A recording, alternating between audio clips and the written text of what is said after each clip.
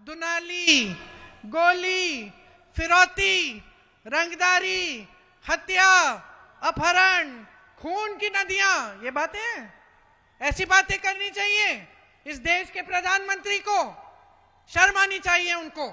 चुनाव का समय है, आपको बताए कितने रोजगार दिए हैं 10 सालों में, आपको बताए महिलाओं के लिए क्या किया है, उनको अपने पैरों पे खड़े होने के लिए क्या दिया है, आपको बताएं कि ये जो महिलाएं यहाँ पे खड़ी हैं, नौजवान, इनके लिए शिक्षा के लिए क्या किया है। यहाँ पूर्णिया में अस्पताल क्यों नहीं है, अच्छा एम्स क्यों नहीं लगवाया है यहाँ, 10 साल हो गए हैं। और आपकी बात करने के बजाय डर, भय फैलाने वाली बातें, आपका ध्यान भटकाने वाली बातें, कभी महिलाओं को बोलेंगे धर्म के आधार पर शपथ ले लो और भाजपा को वोट दो। अरे भाई क्यों क्यों, क्या किया है आपके लिए भाजपा ने। मैं एक गांव में गई थी, वहां महिलाएं ने मुझे, महिला थी एक, मैंने पूछा ये बच्चे स्कूल नहीं जाते, कहा नहीं जाते। मैंने कहा क्यों, कहती है स्कूल नहीं है, पाठशाला नहीं है मेरे गांव में। मैंने कहा अच्छा, बिजली है, कहती है नहीं है, खंबा लगा था 10 साल पहले, अभी बिजली नहीं आई। फिर मैंने पूछा पानी आता है इस नलके में, कहती है नलका तो लगा गए लेकिन पानी नहीं आता। तो मैंने कहा फिर किया क्या है आपके लिए सरकार ने, कहती है दीदी कुछ नहीं। मैंने कहा वोट किसको दोगे, विधायकी का चुनाव था यूपी में, कहती है मैं भाजपा के विधायक को फिर से दे दूंगी। मैंने कहा फिर से क्यों दोगी, कहा क्योंकि मेरे घर आए थे, दुरदुरिया किया, प्रार्थना की हमारे साथ और हमसे शपथ खिलवाए हैं कि धर्म के नाम पर हम वोट देंगे। तो मैंने कहा ऐसे तुम वोट देती रहो धर्म के नाम पर, ना तुम्हारा धर्म बचाने का काम कर रहे हैं और ना तुम्हारा भविष्य बचाने का काम कर रहे हैं। तो मैंने उसको समझाया जागरूक बनो, इन बातों में मत पड़ो,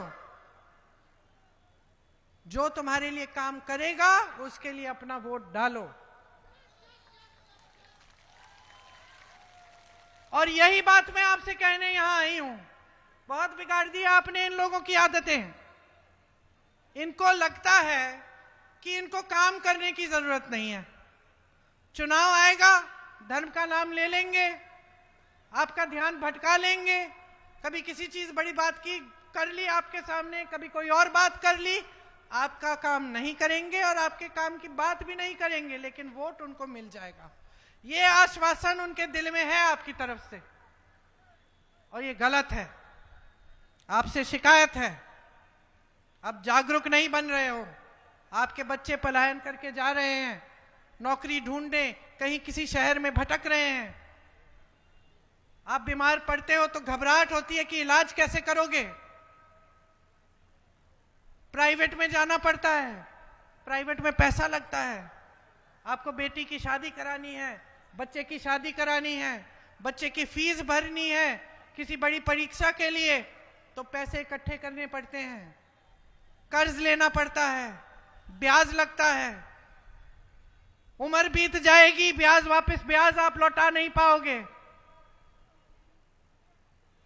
कर्ज भरते भरते, और आपको कुछ नहीं दिया जाता, एक बार भी आपके कर्ज माफ नहीं किए जाते। किसके माफ हो रहे हैं मोदी जी के भारत में, बताइए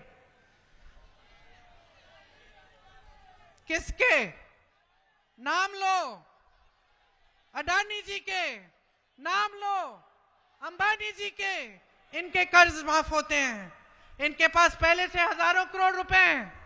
मोदी जी आपके गांव में नहीं दिखते, इनके बच्चों के शादियों में जरूर दिखेंगे, इनके बच्चों की शादियों में हाथ जोड़ते हुए, भोजन करते हुए। आपके कर्ज माफ नहीं होंगे, उनके कर्ज माफ होंगे। यह है मोदी जी का भारत, मोदी जी का साम्राज्य, जिसमें 65 लाख वोट बिहार की जनता के काटे गए हैं, जिसमें वोटों की चोरी हो रही है, क्योंकि अब घबराहट हो रही है कि शायद जनता का मूड बिगड़ गया है, जनता अब नाराज हो रही है, अब जागरूक हो रही है, जनता समझ रही है कि ये मोदी जी चुनाव के समय आके बड़े बड़े वादे करते हैं और उन वादों को पूरा नहीं करते। शायद दशक हो गया है एक कि उन्होंने कहा था 2 करोड़ रोजगार देंगे देश में, कहां है? आज चुनाव के समय आए, फिर से 2 दिन पहले कहते हैं 1 करोड़ रोजगार देंगे बिहार को। तो दिए क्यों नहीं?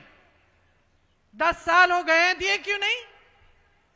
आप पलायन करके क्यों जा रहे हो दिल्ली, मुंबई, कलकत्ते?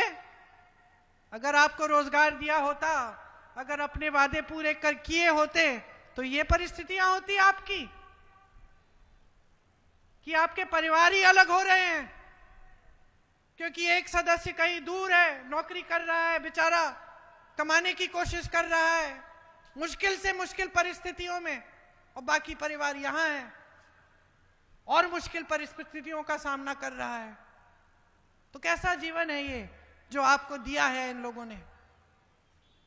क्या किया है आपके लिए? और कब जागेंगे आप? कब तक ये बातें चलेंगी कि धर्म के नाम पर, जाति के नाम पर, किसी और चीज के नाम पर ये जो झूठा राष्ट्रवाद है इनका, कि जब जब चुनाव आता है तो ये बातें करते हैं